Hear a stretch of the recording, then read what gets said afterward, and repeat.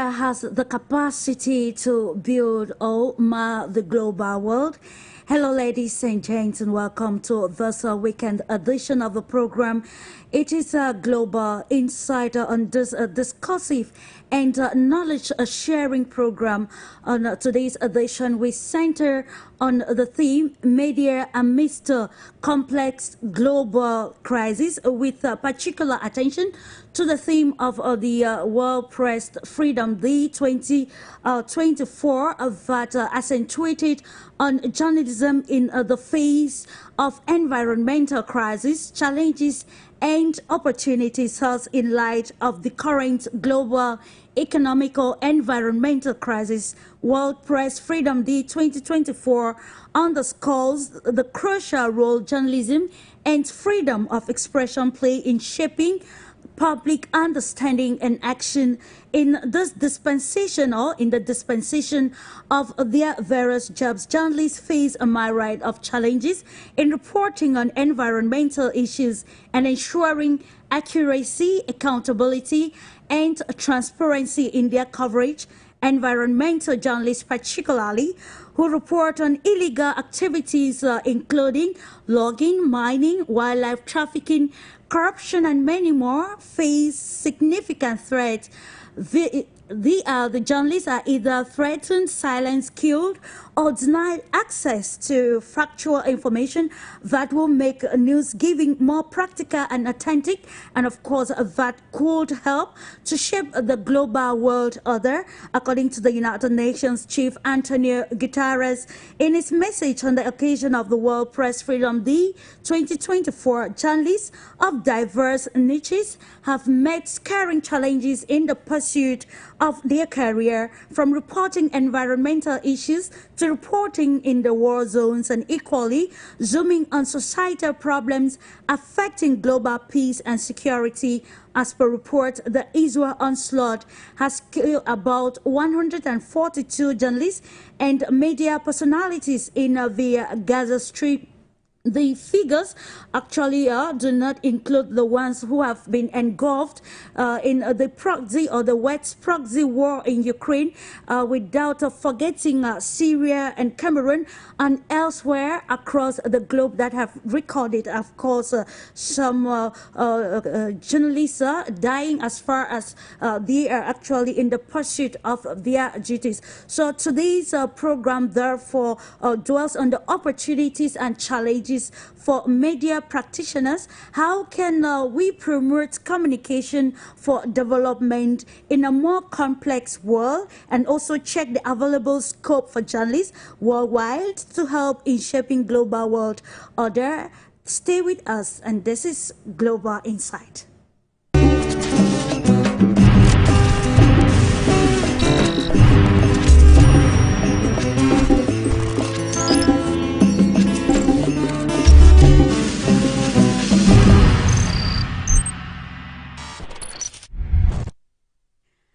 Thank you again for joining us, ladies and gentlemen. You are on to the Pan-African Television. It is for you, Media Africa, and today we are accentuating on the place of the media in contemporary society towards solving the complex global crisis, looking at, of course, the theme for the 2024 World Press Freedom Day that accentuated on the role of journalists in solving environmental crisis. But we're not going to focus just on the environment, but we're looking at the media holistically in actually communicating for development, and looking at if the scope also is very fertile for journalists and other media practitioners to help in solving the complex world problems which we have just cited in the preamble. Together with a panel of experts,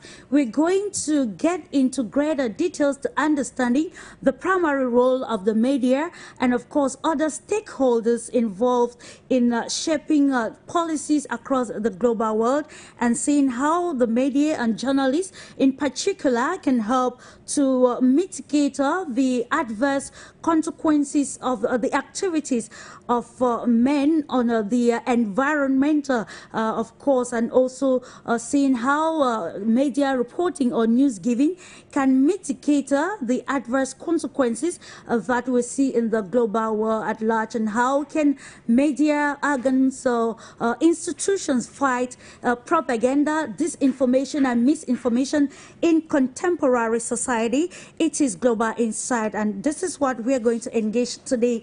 We take you straight away to Poland. We're being joined by MATEUSZ PISKORSKI, who is a political scientist, and of course he's joining to give more insight on this topic for discussion this year. To note that he is also a publisher for a Polish newspaper.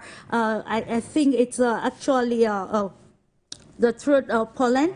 Hello to you, MATEUSZ, and welcome to the program Global Insight. Thank you very much for your invitation and welcome. It's always a pleasure, and also thank you for accepting to be with us this day. We are going to the United States of America to acknowledge the presence of Otto Mobley, a journalist who doubles also as a historian. And thank you, Mr. Mobley, for joining us this day. The world is going through an unprecedented environmental emergency, which poses an existential threat to these and future. Well, yeah, thank you. Welcome to the program. Absolutely, and thank you, and greetings to all my family there in the African continent and Europe and the rest of the world. It's always a pleasure that we are here today to discuss things of mature actually understanding, and to note that the media has the capacity to bring about global peace and stability. To Algeria, we're being joined by Prof.LAEED ZAGHLAMI, who is from the Algiers University Faculty of Information and Communication. Hello, Professor LAEED. It's a pleasure having you this day. It's my pleasure too, Clarice, and to your guests for today's debate on media or amidst the complex global crisis. I will be very delighted to take part in this debate. Indeed, of course, we are also happy to have you on this platform. There's the Steve Gill from the US will be joining us in the course of the program.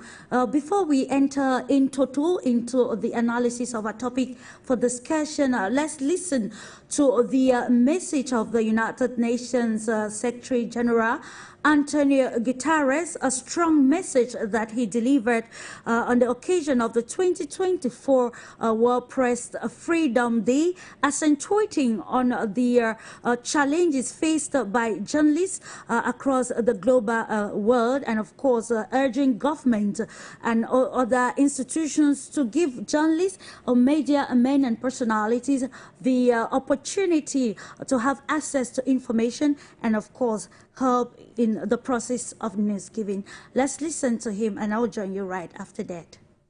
The world is going through an unprecedented environmental emergency, which poses an existential threat to these and future generations. People need to know about these, and journalists and media workers have a key role in informing and educating them. Local, national, and global media outlets can highlight stories about the climate crisis, biodiversity loss, and environmental injustice. Through their work, people come to understand the plight of our planet and are mobilized and empowered to take action for change. Media workers also document environmental degradation, and they provide evidence of environmental vandalism that helps to hold those responsible to account.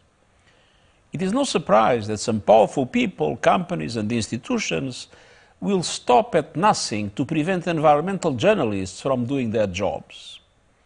Media freedom is under siege, and environmental journalism is an increasingly dangerous profession. Dozens of journalists covering illegal mining, logging, poaching, and other environmental issues have been killed in recent decades. In the vast majority of cases, no one has been held to account.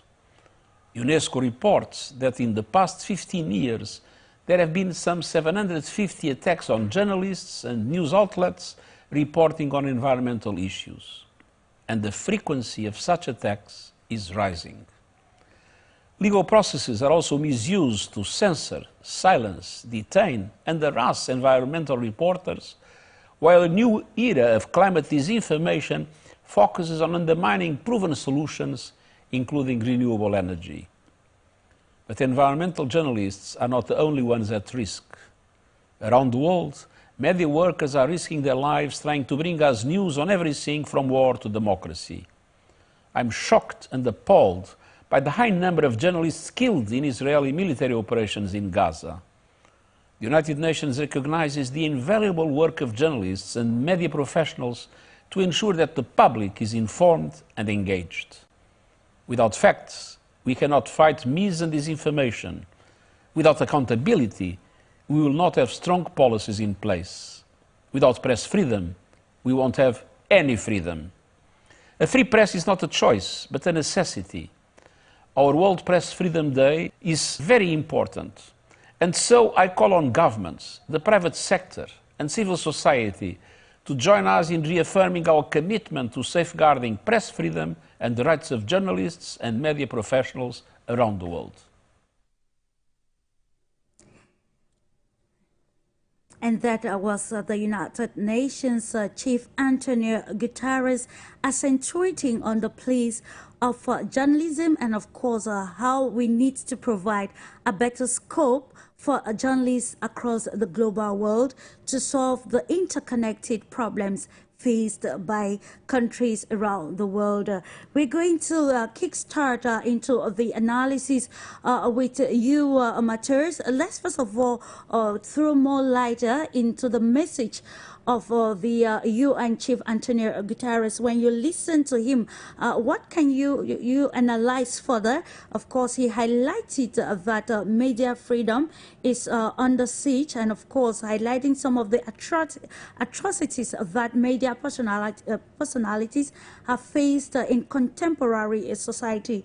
So how can we ensure a sustainability in providing the better scope for media personalities, taking the point pointed out by the UN chief? Well, first and foremost, I would start with the fact that only now in my country, in Poland, there are several journalists who are detained or even arrested, who spent last years in detention centers. Mainly, I mean the journalists who are covering somehow the Ukrainian war, the war in Ukraine, because, as you know, geographically it's closest to us, to Poland. Nevertheless, I think that the violations against freedom of speech, against media activity in the so-called Western countries are equally numerous as the violations about which we hear in non-Western countries. So, unfortunately, United Nations, including the Secretary General, are, let's say, blind, at least on the one eye, when it comes to the violations of the rights and laws of journalists in the so-called Western countries. Unfortunately, they have no instruments, regardless the fact that Secretary General Guterres has acknowledged the fact of violations of fundamental rights of the press and of press collaborators. They are, as United Nations, unable at the moment being to implement any kind of regulations which would really protect the safety, the security of those who are working for the media, of those who are working for the press. That's the problem of implementation. Of course, the analysis is 100% right. I mean, the diagnosis of the Secretary General. Nevertheless, I haven't heard that the United Nations would, for instance, try to work out a new concept, a new charter for protection of journalists in different countries. United Nations, unfortunately, is helpless when it comes to this matter.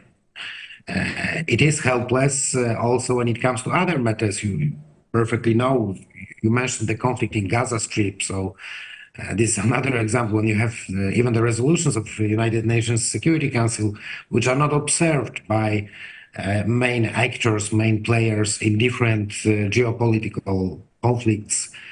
That's only the one example, I mean, in the Gaza Strip. I don't know really what could be the way to protect journalists' rights. Maybe we should think about some, let's say, common charter outside the framework of United Nations. Maybe we should think about proposing different guarantees on the national level, on the level of the countries being United Nations members.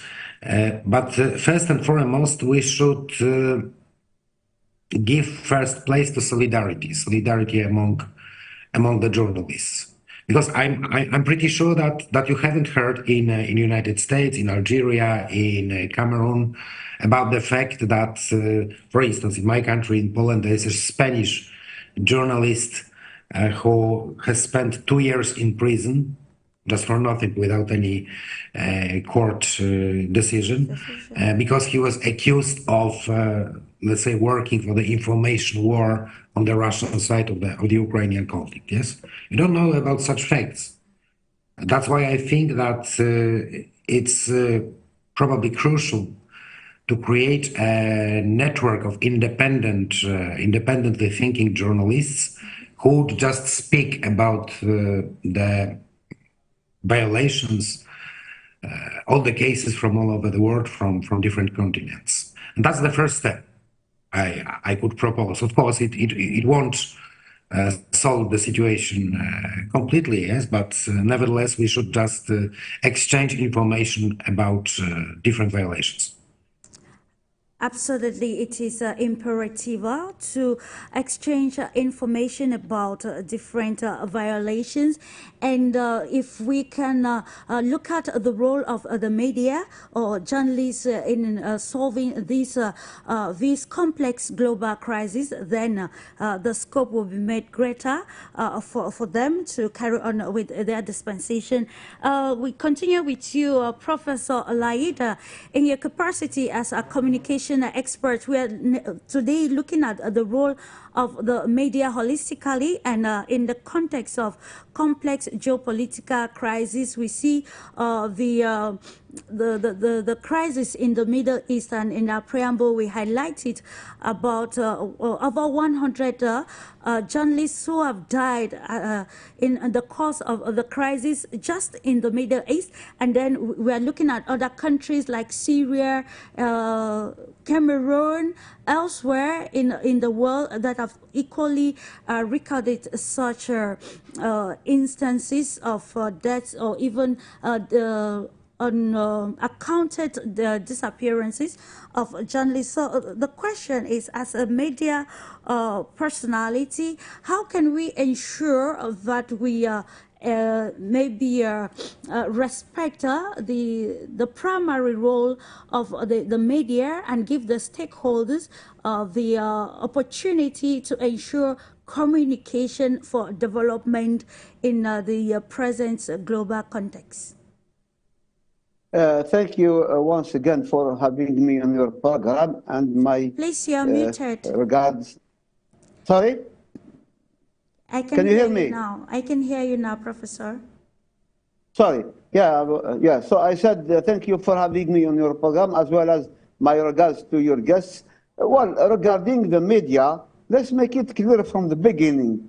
The media, wherever they are operating, whether in capitalist countries, Western countries, or not Western countries, they are part of the political system in which they operate.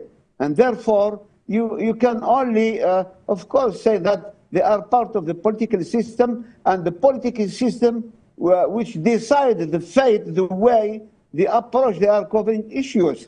And as you mentioned rightly, the situation in the Middle East, I think it's clear that Israeli occupation forces were behind the killing of over 150 journalists. after having killed 40,000 people. They don't care about journalists. They haven't cared for a human being in general. How they do care for journalists?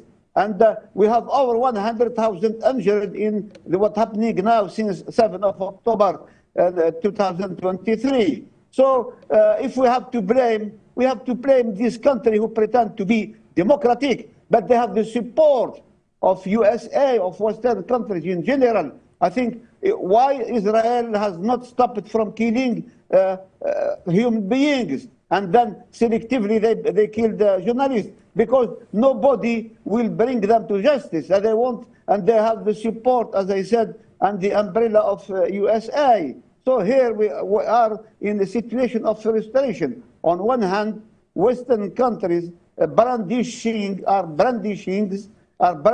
I would say, values of democracy, values of impartiality, values of freedom. But when it comes to their own principle, their own interests, they do not bother. So whether the situation is in Gaza Strip or in Syria or in Cameroon, there is what we call in the academic area agenda setting. What does it mean? It means those countries with their media, these media are deciding which are prominent, which is covered, which is not. And that exactly what is happening. So some countries, or I would say some conflicts, are completely neglected while others are highlighted.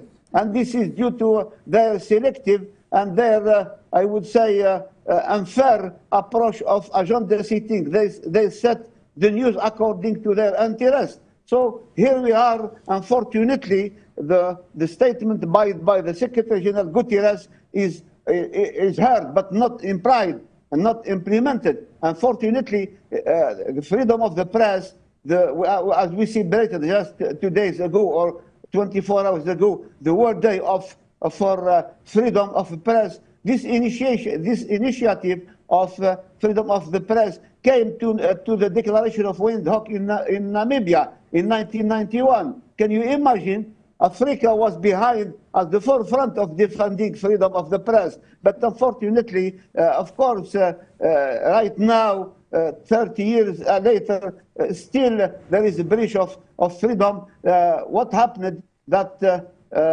media in general are, I would say Western countries are having the monopoly of the media in the world affairs, in the world I would say landscape, and therefore they decided who is right, who is not wrong, and nobody, unfortunately, now we see so many conflicts, so many crises taking place in the world, and of course the media can only but observe and report all the casualty we see right now. Thank you for the introductory statement, Professor LAEED. We'll get into some of the peculiarities of the media world. We continue with you, Arthur Mobley. You know, today when Professor LAEED was actually highlighting the aspect of agenda setting, it actually touched the next question, which I was directing to you. We are in a world of complex global crisis. We are looking at the environmental issues like we contacted or listed logging, illegal mining, and corruption.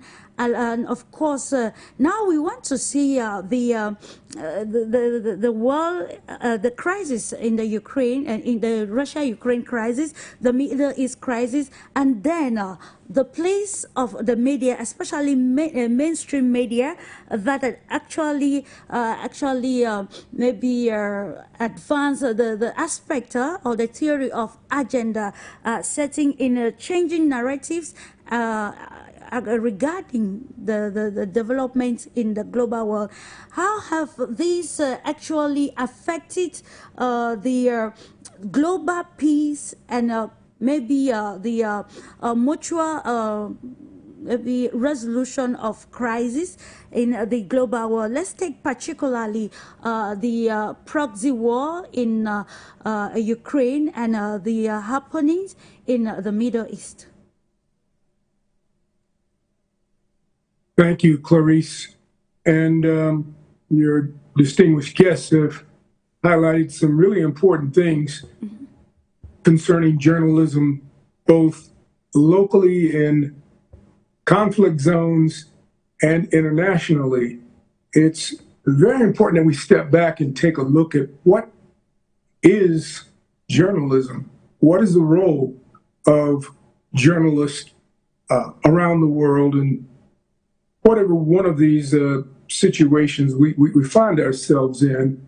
It's to bring information back to the rest of the world in a unfiltered and accountable way, so that we are bringing the facts, the information, the data that people need to make competent decisions about what their response and what their reaction should be to these various situations. I can speak very strongly to journalism in the U.S. I've been a journalist in the U.S. for 40 years, and I've worked in a number of disciplines, radio, television. I published newspapers. I've owned radio stations and outlets in the United States and served on academic boards like the Walter Cronkite School of Journalism, which I served on that board for 27 years. I understand what the objectives are in the United States in terms of supposedly what we advance as journalism. Journalism in the U.S. was designed to be a branch of the government. You have the executive branch, which is the President of the United States. You've got your judicial branch, which is the Supreme Court of the United States, and the legislative branch. And then the fourth branch of government, in the way it was supposed to work, in the way it is supposed to work, was the journalist and the media, the press, is often called the fourth estate for that reason in the U.S.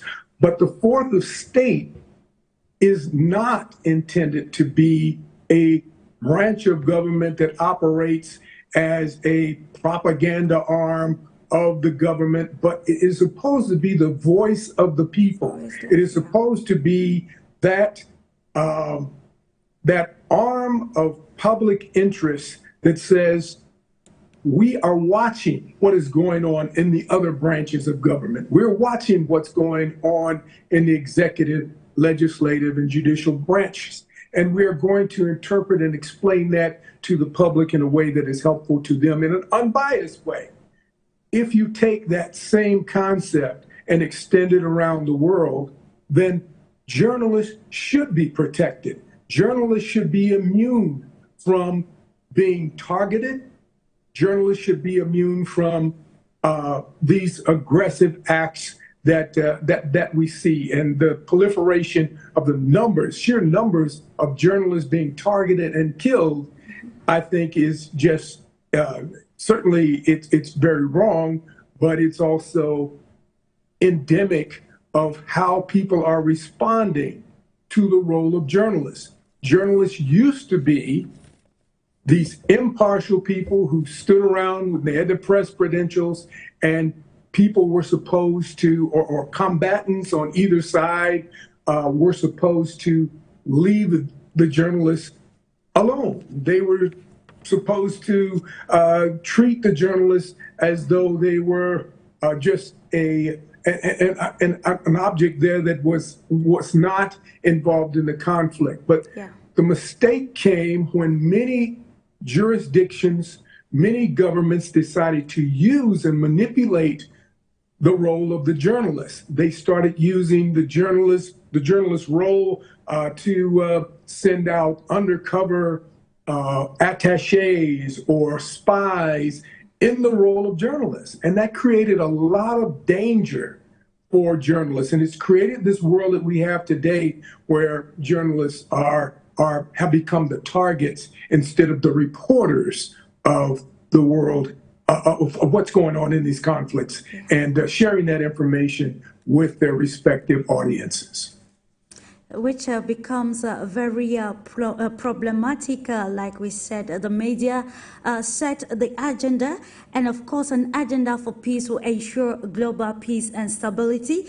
And coming back to you, MATEUSZ, we have actually identified some of the challenges and opportunities of the media world in seeing how we can mitigate the effects of the global crisis in the world. Now, let's look at the definition of news, which stands as the actual representation of facts, and will bring us to making an appraisal of what is happening in the world. You know, the world has actually experienced some evolvement from a unipolar to a multipolar world, where we see ideologies changing, philosophies changing as well. And even as the world is evolving, the world of information is evolving. And instead of actually solving, maybe respecting this primary objective of news giving that gives out factual news, the world is today, or the society today, has recorded high level of propaganda, disinformation, and misinformation, which is largely coming from mainstream media. Now, with all of these already on the know, because of the availability of on-the-ground reporting from journalists and other experts who try to appraise the actual situation on the ground, how can we now counteract this propaganda that is helping to put the world in further crisis? First and foremost, I think that we should give to all those things their right names.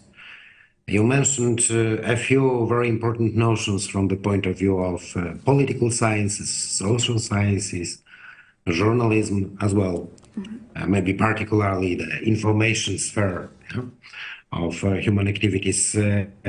First one is propaganda, as you mentioned. Well, honestly speaking, if you look at the Latin roots of the word propaganda, it's neither false, not true. I mean, the statements of any kind of propaganda are neither false nor true by definition.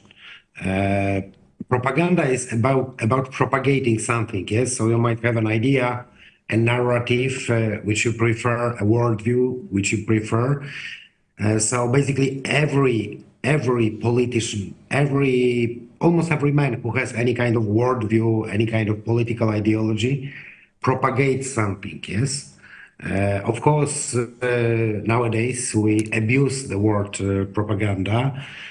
We condemn our adversaries for, we accuse them of using propaganda, but we are doing it ourselves. I mean, everyone commenting on politics, on economics, uses some kind of propaganda because propagates something. But there are two other notions, very, very important, and by the way, very dangerous, which you have mentioned, and I'm very glad that you told about them. It's disinformation and misinformation. Yes?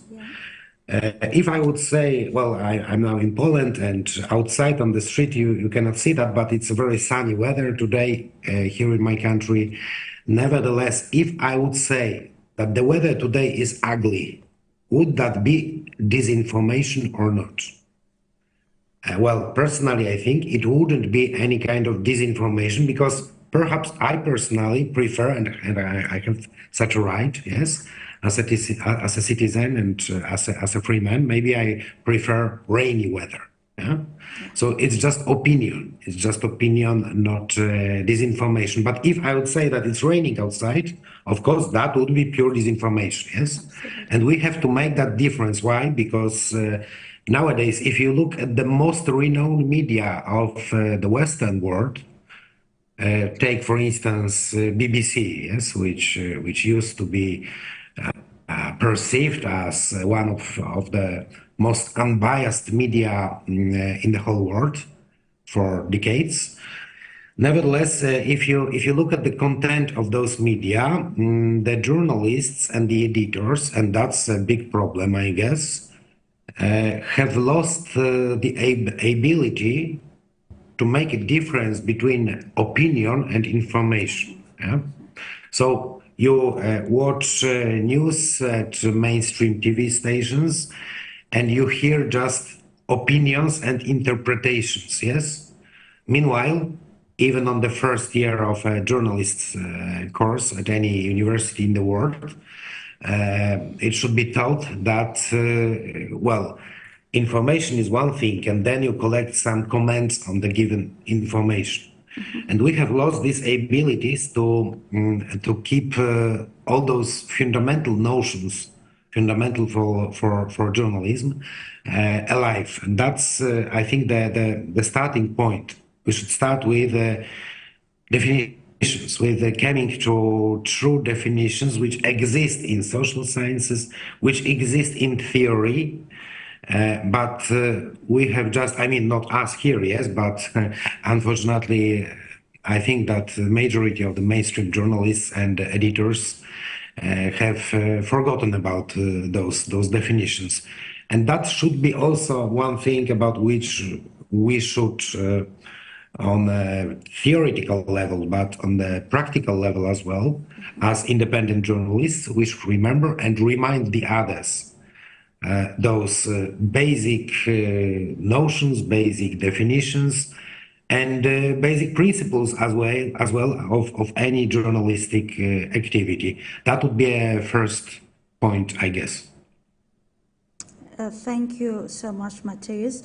And actually, misinformation, disinformation, and propaganda are words that are commonly used today, and when it comes to the media landscape. And it is imperative for us to look at the effect or the consequences of these in ensuring global peace and security, in actually reducing the number of war of words that are actually across the global world. Let me come back to you, to MOBLEY, still on the aspect of information, propaganda, disinformation, misinformation, and propaganda. I want us to accentuate on a recent example. You know, in the March of 2024, the Russian Federation went to the polls to cast a ballot, and just to say that for you, Media Africa actually was present on the field, and particularly in the Donbass. But after the election proper, we saw information from mainstream media to note that these media organs were not present on the field, categorically stating that people voted in Donetsk and other parts of the region under, you know, duress, like at gunpoint. So why do we try to maybe place disinformation, misinformation, propaganda in this, and how are these negative aspects of the 3 points or words helping to bring the global world in disarray? Well, it's a good point. Propaganda is going to occur because we have people who are intent on making sure that the narrative is controlled. Various countries, various media groups jockey for control of the narrative, and that's an unfortunate byproduct of journalism. But if we want to get to a point, again, where we have a kind of a sanctity in journalism, where journalists are protected, therefore, and are looked at as being unbiased, and are looked at as being really the arbiters of information that get out factual information to the public, regardless of where that public is, and allow them to make decisions based on that synthesized factual information, then we're going to have to rethink how we advance certain journalists and how we, what qualifies as a journalist? You know, what what media organizations are looked at as being independent. You say the mainstream media. That's become a catch-all phrase for just media that's corporate controlled and that is more prone to inducing propaganda. Here in the U.S., I was part of a long struggle for a long time in this country to get ownership of media outlets, because licenses for radio and television and even to a lesser extent print media is not so much a product of the capital that you can raise, but those licenses were supposed to be given out equitably among all the people in the country so that you get a fair reflection of what's coming back from all of the people. And I just expand this and extend this all over the world. Media should be owned by the people. It should be representative of what the people need and require.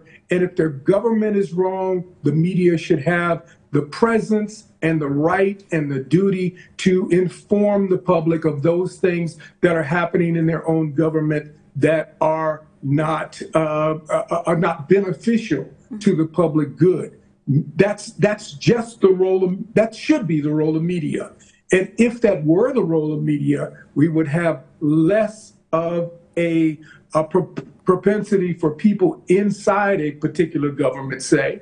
You mentioned what was going on in Ukraine and in the Donbass region, the votes that they took there. That's an East-West propaganda nightmare waiting to happen. There is going to be this tug of war for not only the information that is fed into that community, but how we outside of the community will interpret those issues, the information that we get about those particular incidents. And that happens all over the world. So we have to clean up as journalists and as various governments around the world what the role of journalists are if we want to truly get back to a immunity, a protection of journalists. So I think we've got a lot of introspective house cleaning to do in the journalism industry, and we also have to be very reflective from a governmental standpoint. If we're allowing our journalists to go out around the world, then those journalists need to be protected. The United Nations can assist in creating serious protections. They can start by making it a criminal offense to harm a journalist, to hurt a journalist. So there's some things that should be done, that can be done from the UN standpoint and from general governments around the world. And of course, it's something that should be actually considered, and the United Nations chief pointed that in his message, urging journalists and institutions to provide governments and the institutions to provide journalists and media personalities with the right scope or the access to information that they need. But then, what is the feasibility of this, given that some of these institutions or some governments are not always very ready to leave journalists with the right information that they need? Coming back to you, Professor LAEED, we are looking here at the media, which consists of journalists and other expert media personalities.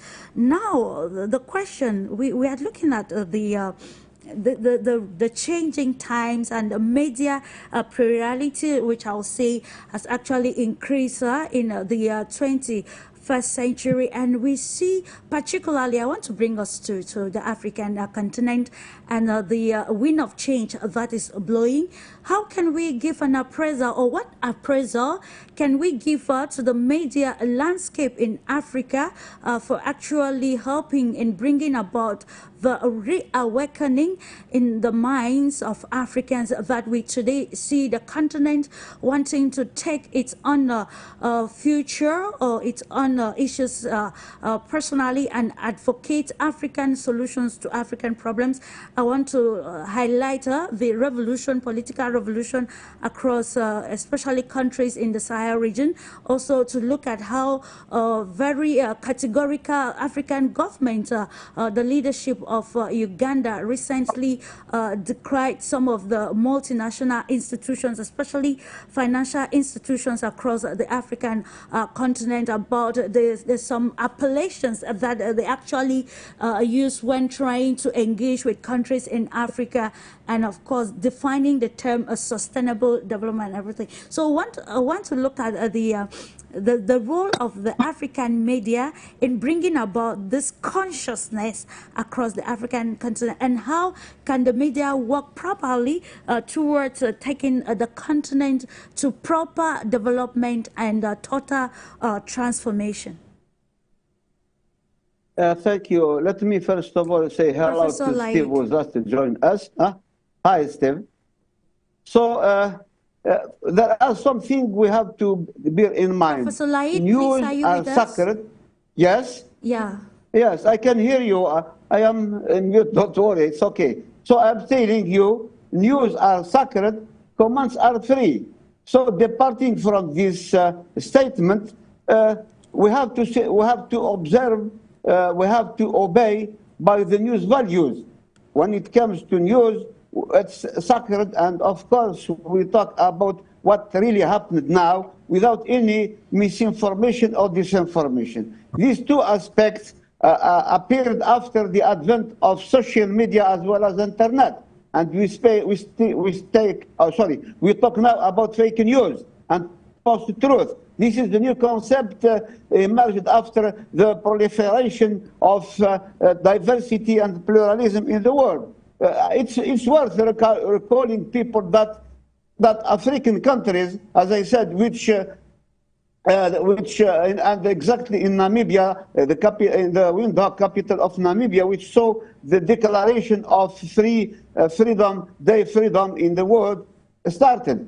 Since that, nothing has been reached, unfortunately. We spoke afterwards of the new order of information and communication, new order of world information communication. So again, this appeal, this call to the whole community in the world, they didn't bother to take at least consider it. So when it comes to Africa now, I am pleased to let you know that next week, and exactly on the 8th of May, there will be all media summit in Africa, and it will be held in Kenya, in Nairobi. So that is to say, Africa is considering its own sovereignty, its own way of reporting on the continent. We have so many, I would say, associations working on the media in Africa. We have African Media Initiative, as well All Africa Media Summit, which, as I said to you, which is composed of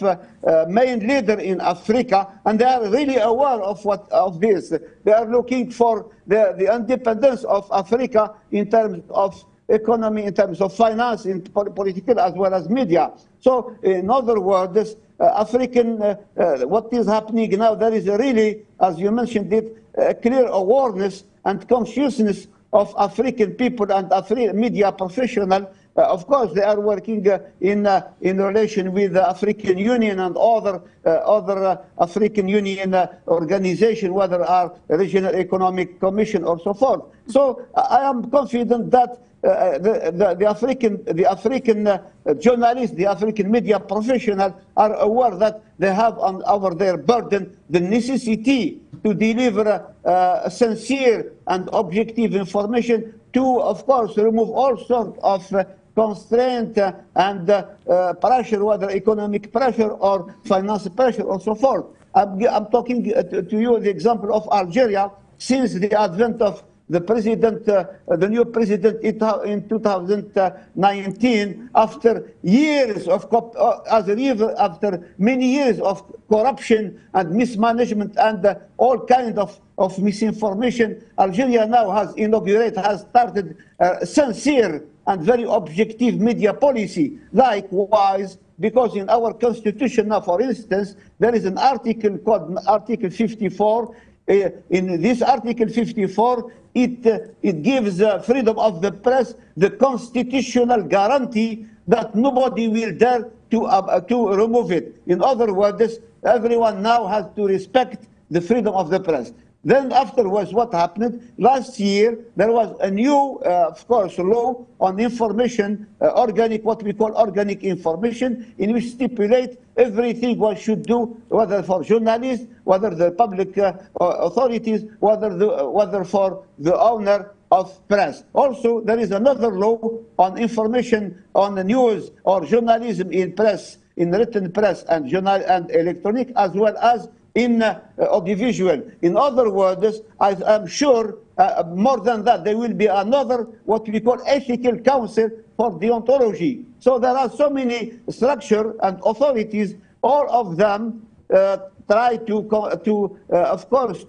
tackle this issue of, otherwise to promote, I would say, professionalism, to promote transparency and to promote efficiency. And in other words, to let people to reflect the interest and the concept of everybody. And for sure, as you mentioned it, there are so many actors in Africa, and unfortunately we have to accept Africa has tried early 70s and 80s to have its own African news agency, but unfortunately for lack of money, it didn't last longer. But again, there will be an opportunity to promote that. But as I said, and we continue to say, African media professionals are aware that they should report on their problem, of course, and we don't expect to have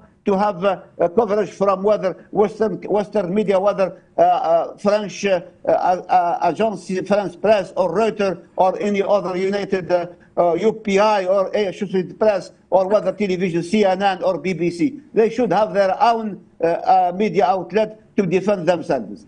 Absolutely, which is very imperative, and it winds down also to on the ground reporting that gives first-hand and factual information.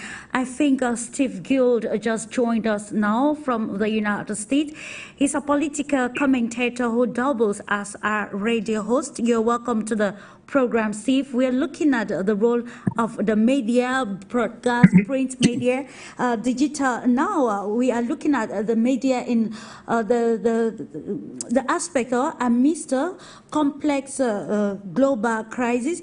And we want to bring you with this question of how journalists can navigate the complex landscape of reporting. Let's concentrate on the theme which dwells actually on environmental landscape of reporting on environmental issues, and while maintaining the values of accuracy, accountability, and transparency, especially when facing threat and censorship. I would love that you answer this question pertaining the Russia-Ukraine crisis and also the problems in the Middle East. You know, when we look at all of these happening and the proxy war happening in the Middle East and elsewhere, and the voice of U.S. President Joe Biden, who actually pointed out decrying that journalists have been killed in the Middle East, and mostly Palestinian journalists and elsewhere around. How can we actually make a correlation between the statements like Professor LAEED said, policies and of course meeting or the actual situation on the ground, so that the media personalities can have a healthier scope to be able to maybe go ahead with the pursuit of their career in news giving, and also uncovering some of these illegal activities that are very harmful to the environment.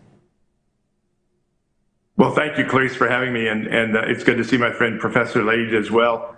I think one of the things that to me, when you cover international news, there's an old saying: it's not personal, it's just business. But I think when we're covering news, it is personal. And if we know people like you in Africa, Professor LAEED in Algeria, and others that we've gotten to know over the years, you have sources on the ground that you trust to tell you what is going on, so that you can actually accurately tell the story. And while it is sometimes dangerous to go into these conflict zones, that's where you get the real story. And too often, what I think media does is not that they always cover things in the wrong way. It's what they choose not to cover that is the real problem, I think, in modern journalism. They censor by what they choose not to cover, rather than even silencing voices or silencing the issues that might matter. They just don't cover the story. It's not sexy enough. It's not, the visuals matter, obviously, in television. So I think a lot of what doesn't get covered is a problem, and the best way to handle that is to go there, to where it's happening, and be able to tell the folks back home the truth. As you mentioned, Clarice, I was in Russia twice for elections in September in the Donbass region, and then again more recently in the presidential elections. The Western media isn't covering the Russian elections. They're certainly not covering what's going on in Donetsk and in the Ukrainian-Russia conflict. You know, they'll put reporters into Gaza, they'll put reporters in Israel, but there are no reporters from Western media that are reporting from the Russian side of that conflict. So we're getting one side of the story, the same way that we got one side of the story during COVID, the same way we get one side of the story when they're reporting on Gaza and Israel. When the media is picking a side, we know they're not telling us the truth. And the only way to get the real truth is to go there, see it, and again, at sometimes a personal risk. I embedded with U.S. troops in Iraq twice, and while my family wasn't happy with that, the soldiers and the guys on the ground knew that the real story was being told because somebody was actually there, not staying in some hotel in the green zone or reporting from America. Again, like we saw with these Russian elections recently, the West is reporting, oh, they are sham elections, they are fake elections. But I didn't see anybody from CNN, MSNBC, Fox News, the Wall Street Journal, any of the Western media. They were not there. They're just reporting the propaganda that serves their purposes. Talking about propaganda serving their purposes, I'll stay with you, Steve. You were highlighting, it brings us to mind. You were in Russia 2 times, like you've mentioned. You will attest that after journalists and some international experts visited the region to appraise the situation, like we underlined as some the other guests before you joined already underlined, on the ground reporting makes us to have a better, clearer appraisal of situations, and to have first-hand information from the citizens or those directly affected by the crisis.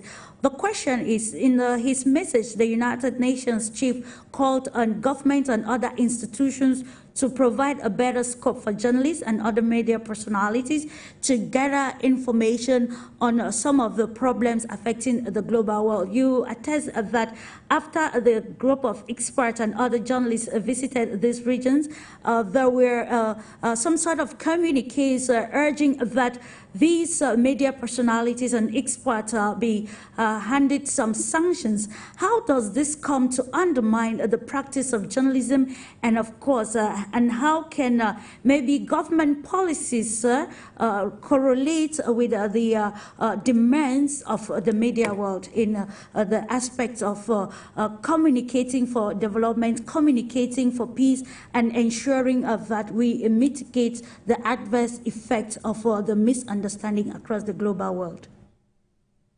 Well, even if sanctions aren't actually imposed against journalists or foreign experts who go and observe and report, it's the threat that is intended to silence and intimidate. And I think it has an effect on many, particularly in countries where they may not have the variety of platforms to communicate what they saw. So when you have Western media, the United States, Europe, declaring that the presidential election in Russia was a sham and that President Putin is an illegitimate leader, when they question the people of Venezuela who will be voting for their own presidency with President Maduro on the ballot, when the West is picking losers and picking winners in how they report or how they threaten reporters who accurately report, then that's not going to increase either the credibility of the media or the accuracy of what people know as they're making policy decisions.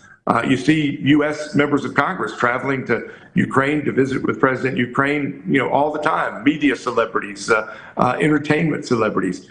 Nobody's going onto the Russian side and reporting what's actually happening to the citizens in eastern Ukraine and in Donbass, in Donetsk, in Luhansk, and in these other areas that are being shelled by Ukraine with U.S. weapons. They're not reporting that. And so the American public, the Western European public, doesn't have the truth.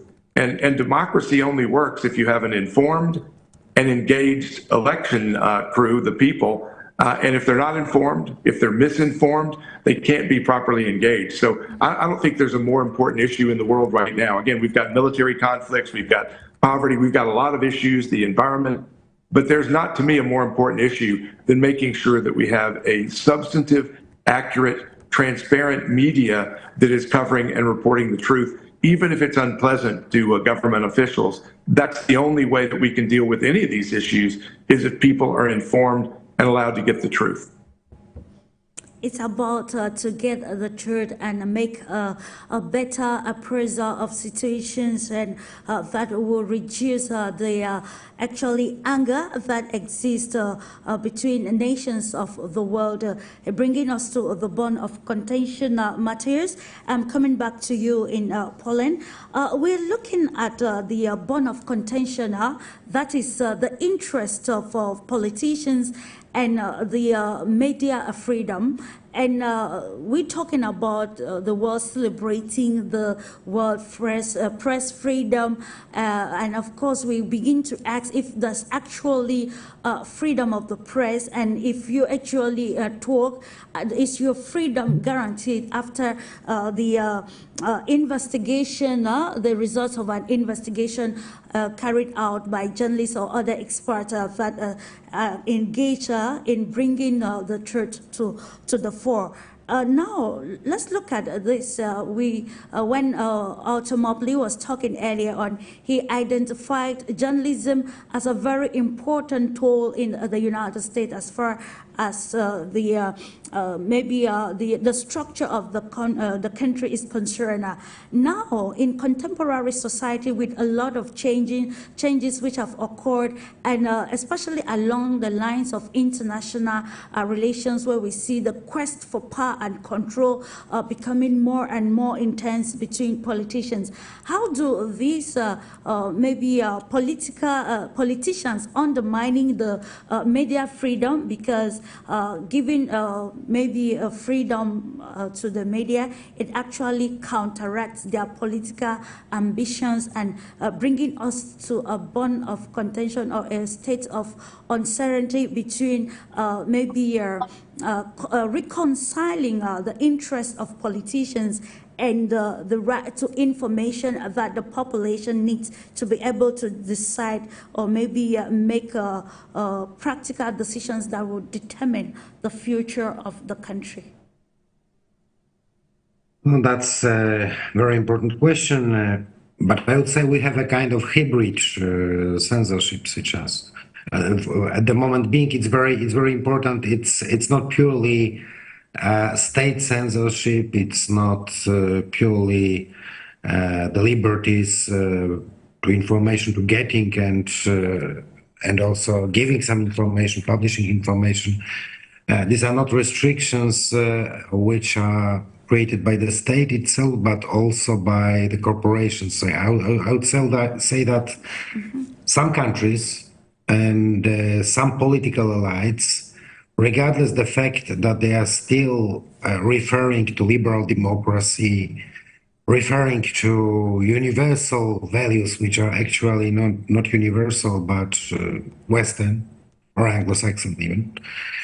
Regardless all those facts, there's a kind of hybrid censorship which is implemented by the state and by the corporations cooperating with that state.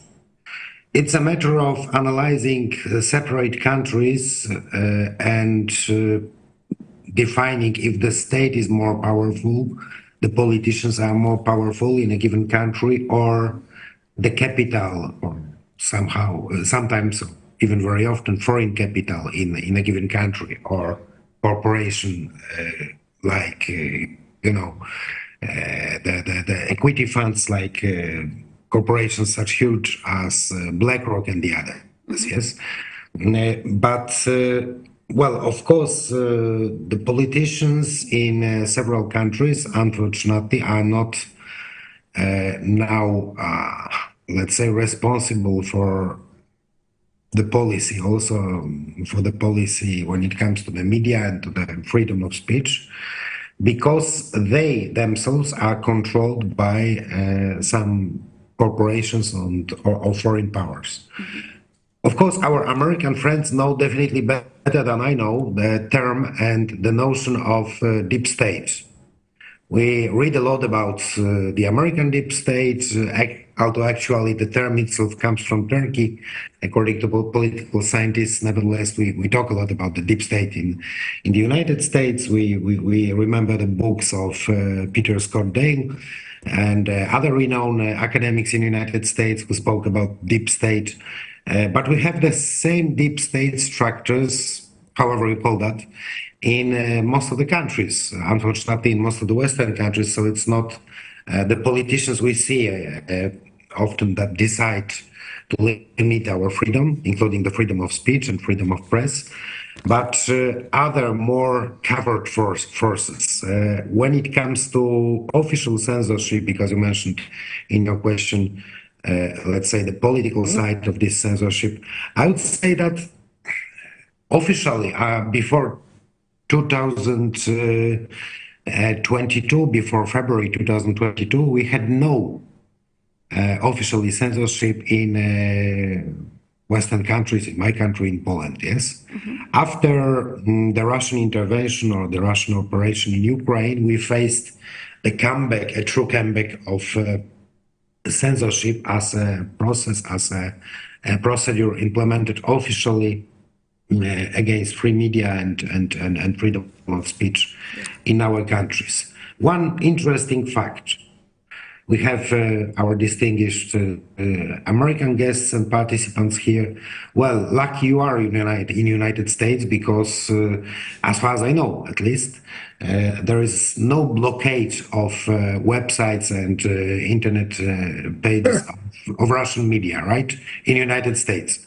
But here in European Union, unfortunately, according to the decision of European Commission from March 2022, we have already official censorship, which means that several media, first and foremost, of course, Russian media, but also Belarusian, but also I think in the future it will concern also the Chinese media, maybe the Iranian media as well, are simply blocked. So people to get access to them have to use VPN or other instruments, but it's more and more difficult just to get information. So official, formal state censorship has been reborn in 2022, but before, of course, we had censorship structures as well, but they were more, let's say, unofficial, informal, and were more, let's say, implemented by the corporations than by the states. Now we have definitely, again, the factor of political censorship in Europe. Very problematic, Otto Mobley. I will allow you comment on the questions just asked by MATEUSZ to actually get the real state patterning of the media landscape in the U.S., patterning of the Russia-Ukraine crisis and the availability of the media, and then we look at to what extent political rhetoric, especially in the international sphere, international relation, is trying to block the access of information to citizens and other vulnerable societies that could help in them ascertaining the real state or stakes of situations concerning them and the global world. Well, again, thank you. And obviously, what we have going on right here, right now, with our participation on Global Insights is evidence that the world of technology has changed media internationally and will change it forever, for that matter. But we have to be very vigilant about what we do with media outlets around the world so that it is diversified. The problem in America has always been the diversity of ownership of media. You haven't heard from the full fabric of America forever in terms of voices from the media. The voices that we hear in the media, because it's corporate owned, because it is a product of who can purchase the radio stations and the TV stations and the media outlets, it creates a monodimensional viewpoint, even from the US. When you kill diversity of ownership, you kill diversity of voices, you kill the diversity of perspectives in the media. We talk about Russia and some of the countries, China and Eastern Bloc countries.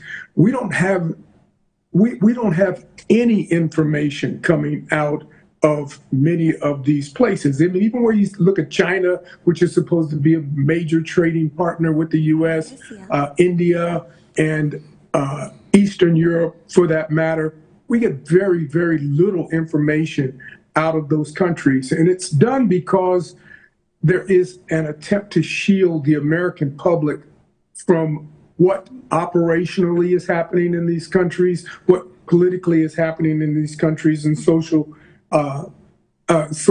activity, et cetera.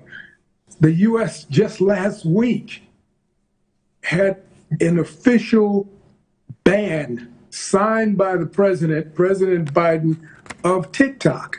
It is a blatant attempt to destroy and cripple the ability for people in the U.S. to receive information. They claim that it was because the Chinese had a backdoor and they could essentially glean information from the American public, and somehow the Chinese were going to use this personal information and data of people among the 170 million users of TikTok in the United States to somehow subvert democracy and something else in something else with the economy in the U.S. But again, we certainly realize and recognize that it was just a blatant attempt to destroy an informational avenue that the U.S. media doesn't have control over. If this channel were popular in the U.S., then there would be an effort to try and curtail the availability of this product in the U.S. So that's a problem, and it's a problem because of who owns the media.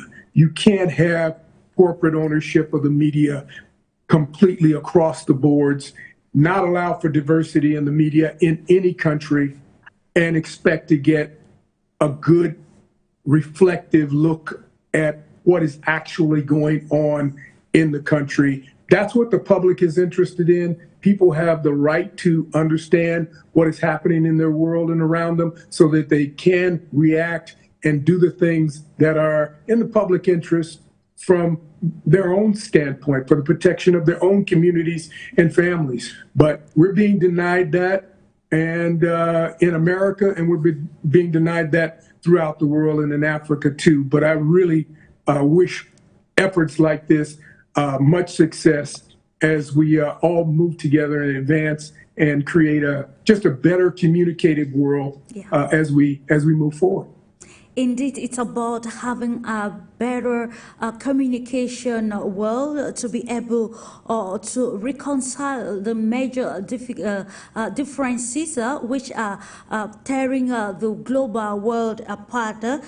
Just to add to what you said, Mr. Mobley, you know, and in line also with what MATEUSZ said regarding media censorship since the start of the Russian special military operation in the Donbass. You know, while on the field in the Donbass to appraise the situation, having to discuss with people based in the US, they were like, take care, make sure that you are safe. And the question was, what is the problem? And like on the media landscape in the US has made it in such a way that anything coming from Russia seems to be so disastrous that it's not safe to be in the country. And I think Steve will comment on that when I come to you, because we want to look at how we will ensure communication that will not put fear in the hearts and minds of the population, but instead bring the truth closer to the people to make them understand the narratives and make a better judgment for the betterment of the global world. But before that, Steve, let me continue with Professor LAEED.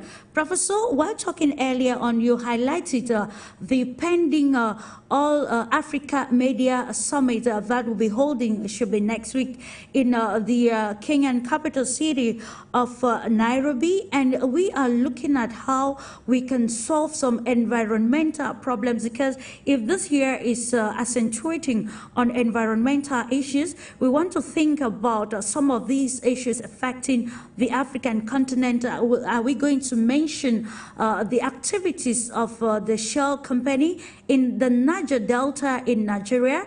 You know, till date, the dwellers of this particular rich region are still living in misery. They are very susceptible, and with the contaminated waters and the fact that they have not benefited from the endowment of their region. We also look at the Chevron activities. You know, some of these pollutions and other activities that corporate organizations actually indulge, which they bring in negative consequences on the dwellers. We want to look at how institutions manipulate the media in order to cover up their illegal or the effects of their activities on the environment, and how this maybe is an aspect of corporate governance and corporate social responsibilities, with institutions wanting to gain a competitive advantage instead of practicing real corporate social responsibilities by giving the community that they are benefiting from what they need to prosper. Instead, the practice mimicry and some, to an extent, manipulate the media landscape to cover up these activities. How will the All Africa Summit address some of these activities and ensure that companies, especially foreign companies, engaging in exploration activities, even exploitation activities, logging around the continent Africa, should benefit the continent as well as it is benefiting the institutions? Sure, Clarice. I wish if we can have next week another session on that particular summit, because it's very important. And as you put it rightly, of course, we spoke about in the 70s and 80s, Africa was calling from a new order, world order of information and communication. But unfortunately, that appeal didn't get any impact from Western countries, because in general, Western media want to have a monopoly of view, to advocate monopolistic view on world affairs. On the whole idea, in the whole idea, I would say they want to keep some kind of course, of monopoly on all over the world. And the All Africa Media Summit next week in Nairobi is, of course, doing its best to talk about why not to advocate a new information and communication approach for African countries themselves. And as you put it rightly, Africa needs now to develop a new lift, and of course to remove all obstruction or constraint, and to recover its own dignity, its own liberty of freedom. And there are 4 topics which will be discussed during that summit. One of them is dealing with which kind of media business we are talking about. So we are talking about, of course, what will be the business of media next for the coming years. Then the second one will be the media and African development and integration, as well as a human development. The third topic will be leadership and trust in Africa, and the last one, the standard in the age of disinformation and misinformation. As you may see from the agenda, from the 4th topic, which will be deeply and discussed during that summit, for sure there will be over 300. That's exactly a great number, 300 journalists, media professionals, leaders from the media and so forth from the continent. They will attend this summit, and for sure they are aware of the discrepancy in the world media, how the Africa is unfortunately not very negatively portrayed. There is a distortion about Africa. When you speak about African continent, the image of Africa is always about famine, about poverty, about coup d'etat, about disease, and so forth. This image should be removed now. And African countries, African people, African media professionals are very aware of this, and they have over their shoulder the responsibility to be Afro optimism and not Afro pessimism. The framework is already settled down by people in the African Union through Agenda 2063, which asks for prosper Africa, free Africa, developed Africa, unified Africa. Also, there is, in parallel with this general framework, we have another agenda. We have another agenda about Continental Free Trade Association. And the third main project for Africa is free movement for all Africans, with the aim of that all African will have an African passport. So there are very substantive and very tangible measures taken, and for sure African journalists, African media professionals are very aware of this. And if there is no some kind of cooperation between Africa and the rest of the world, Africa will have its own autonomy, its own leadership, and will defend itself, as you put it rightly, by its own people, for the prosperity of Africa. Indeed, for the prosperity of Africa and for the prosperity of the global world at large. Coming back to you, Steve Gill, listening to Professor LAEED highlighting the major stakes, and of course we see that the media landscape in Africa has taken another dimension. And before you joined, we were looking at the major stakes in the multipolar world, and of course the stakes in the media landscape. Now, with all of these in place, what do you think can be done to redefine, I don't know if I should put it as information diplomacy, to ensure that in a more globalized and interconnected world, the information circulating should make the world to be more connected rather than what we are seeing now, where the quest for power or wanting to remain, to be known as the world superpower, is actually bringing divergence across the global world, and it is affecting, making the media agenda, I beg your pardon, to also be seemingly biased per se in addressing some of these global issues. Well, first of all, I want to say to Professor LAEED, I am excited to hear about this summit in Kenya, bringing a media continent of Africa, I think is incredibly important, and I'm excited to hear about that, because you're exactly right. Most Americans, when they think of Africa, think of famine and poverty and people in mud huts. They don't think about the skyscrapers and the modern cities that have sprung up throughout Africa, and the same thing's true in Russia. I've spent some time in Russia in the last year, and people in the U.S. think of these kind of cinder block, gray buildings that they see from their mindset of the 1960s or 70s of the Cold War. They have no idea what modern Russia, what modern Moscow looks like. And as Clarice said, people were expressing concern about her and us and others that were going to Russia to observe elections. And I had people saying, "Aren't you afraid to go to Moscow?" It's like, hey, I go to Memphis and Chicago. I mean, it's much safer than those cities in the United States. And then I also want to say that what Teresa and Mr. Mobley pointed out is that the corporate ownership and the impact of that on U.S. media is a major problem. But when you have essentially government-run media in the U.S., whether it's NPR, for example, you get such a one-sided, left-sided perspective that is not balanced or diverse in kind of the reporting that takes place. There was a recent study that of the top officials at NPR, National Public Radio, funded by taxpayers, 87 were Democrat donors or voters. 0 were Republican donors or voters. There's not any diversity there, whether it's corporate ownership or essentially government run. And I would underline that part of the problem is not just corporate ownership. It's, as we say in the United States, follow the money.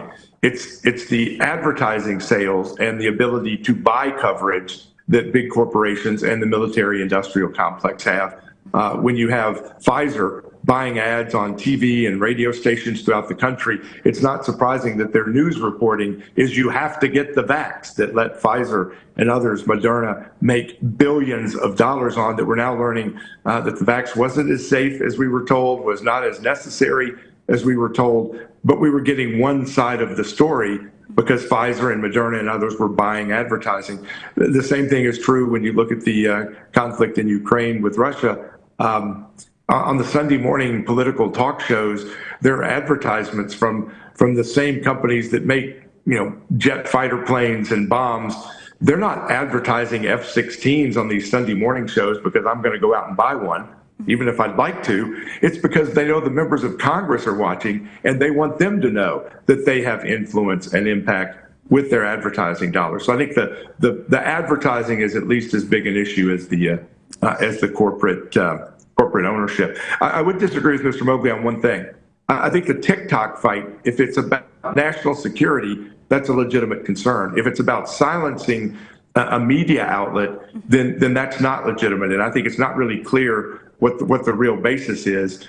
But in China, U.S. social media companies can't operate. If you leave Hong Kong and go across the bridge, social media cuts off. You can't get access. So if China's going to play by that set of rules, it does make some sense that the U.S. will say, we'll play by the same set of rules. If you're going to block our social media, we should block yours, even if it does silence, unfortunately, I think, voices that should be here.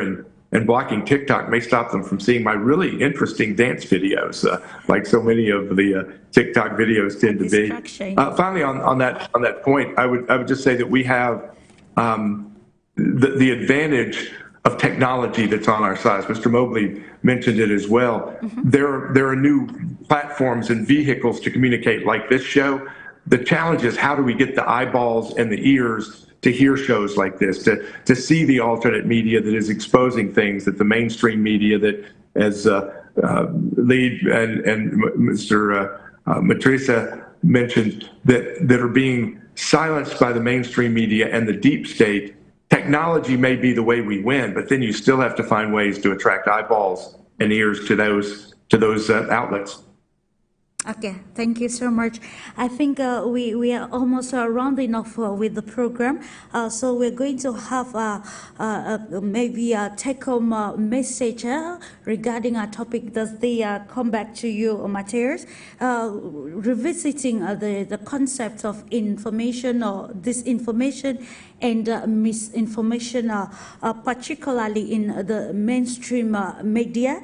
Now, how can political scientists work together with maybe journalists to ensure the accurate and unbiased information is disseminated to the general public, especially in maybe in regions like countries like Poland, where media freedom may sometimes face challenges, as now, as you highlighted earlier on.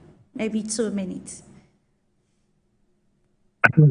Well, independent media are permanently accused of disseminating disinformation, misinformation, there's one more notion we haven't discussed, so it's misinformation. Thank you that you mentioned it.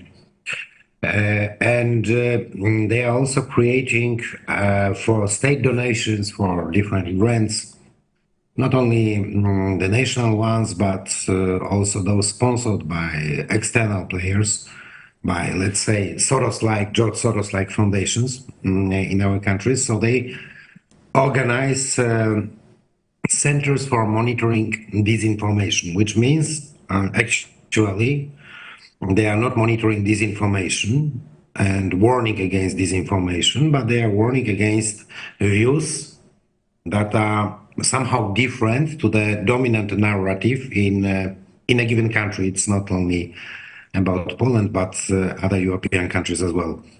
So maybe we should think about giving quite a similar answer, of course,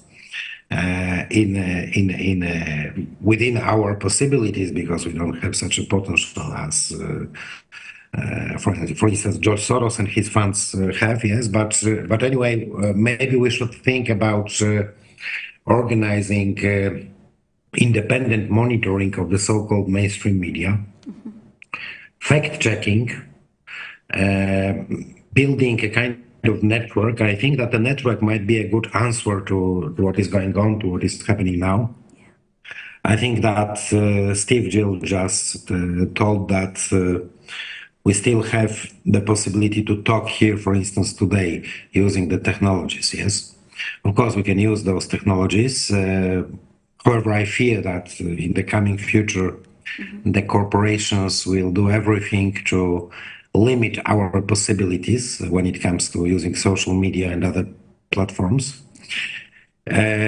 On the other hand, I also agree with you when it comes to the idea you have voiced that the multipolar world, the new world which is taking its shape on our eyes now, will enable us to remain independent. I mean, those media outlets, those journalists who want simply to be independent. Why? Because I really hope and I really wish, all of us, that in the future, the monopoly for some technologies like operational systems for mobile phones and so on, for smartphones, yes, will be broken by another players. Oh, let's China or Russia or other poles in the multipolar world, which means that hopefully we'll be able, if they block us in our, let's say, on the territory of our pole, let's say Western pole or African pole, yes, you might always use the technology offered by other pole and use it for your freedom of speech and for unbiased professional journalism. That's a hope. From that point of view, the idea, the concept of multipolar world might be really a let's say, refreshing prospect for the freedom of speech in the whole world, basically, yes, because every poll can use the instruments of other created by other poll to let's say broaden the sphere of the freedom of speech and the freedom of press. Okay. And that's why I wish we have the multipolar world. I wish to all the journalists, but also to the listeners and viewers, that you can access independent, unbiased information thanks to this multipolar world coming on our eyes, becoming a fact. Yes. Okay, thank you so much for that, Mateusz, quite insightful. Mobley, now as a historian and journalist, how can historical context aid in understanding the current media landscape, and what lessons from the past can be applied to promote peace and stability through media coverage to ensure indeed communication for development? Particularly, I know you are that proponent that has always advocated for African unity as the way towards solving continental problems. How can the media help in attaining this milestone? 2 minutes, please. Absolutely, and I will adhere to your 2-minute rule. What I would hope that would happen at the conference next week in Nairobi, and I can't get there, I just found out about it today, but we need journalists to really take an introspective look and define the difference between journalism and disinformation. You know, the difference between journalism and propaganda and propagation of ideas that conflict with what would truly be journalistic. From my standpoint, give me the information, give me the facts, give me the salient points that I need, and I can make my own decision. Don't try and tell me what to think. And too much of corporate journalism is naturally devised around the idea of telling people what to think. That's what advertising is. That's exactly what we don't need in journalism. And unfortunately, some corporate-owned media can't even discern the difference. They don't even understand that they are, in fact, doing that. The deep state challenge is going to continue because any country that is allowing the central banks of Europe to print their currency and to run their banking systems has a deep state. That's what your deep state is. It's always about following the money, as Steve said. And, you know, Professor LAEED and also Paul MATEUSZ, I appreciate the comments and appreciate being on the panel with you guys, and would love to see this also continue and extend to next week after that conference so that we can do a wrap-up of that conference and look at the results of it. Absolutely, yeah. The results are what matters and how they will go towards changing narratives across the world. Briefly with you, Professor LAEED, now in the context of journalism or citizen journalism or challenging traditional gatekeeping roles, how can countries, particularly in Africa, ensure that a diverse range of voices are heard while maintaining ethical journalistic standards that will bring about peace and development rather than promote war?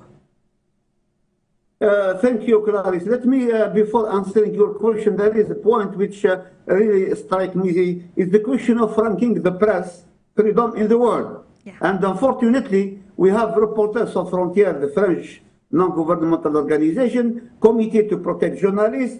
We have IPI, International Press Institute, and so many other organizations, non-governmental organizations, which dare to rank freedom in the press according to their own standard. And I don't understand. So this is, in other words, they want to impose their logic, their view, and their standard of evaluation on countries which are completely different from theirs. And therefore, so many cases, we have a distortion of the reality. We cannot compare freedom of the press between Algeria or Nigeria with Denmark or Norway or Canada, because the context is not the same, the society is not the same. Therefore, there is a lot of misconception and misunderstanding. Now, coming back to this question of citizen and journalism, let's make it clear.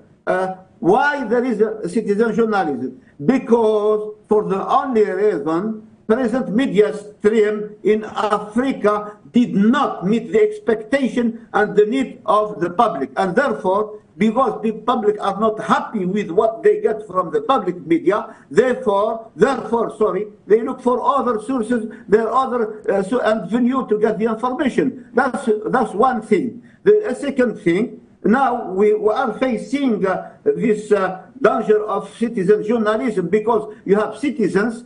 I'm not blaming them. I am not despising them. I am not condemning them. But what I am saying, they have no academic background. They have not been to the university. They don't know about the basics of journalism, neither about ethics or deontology. But they dare to report and to write in journalism without any sense of responsibility, and therefore it's very bad for journalism. What we need now, we need that this kind of journalism, citizen journalism, should catch up with the ethics, with the narratives, with the principle, and with the values of how to write journalism, because they are completely confusing between news and current affairs, and comment, and opinion, and this and that.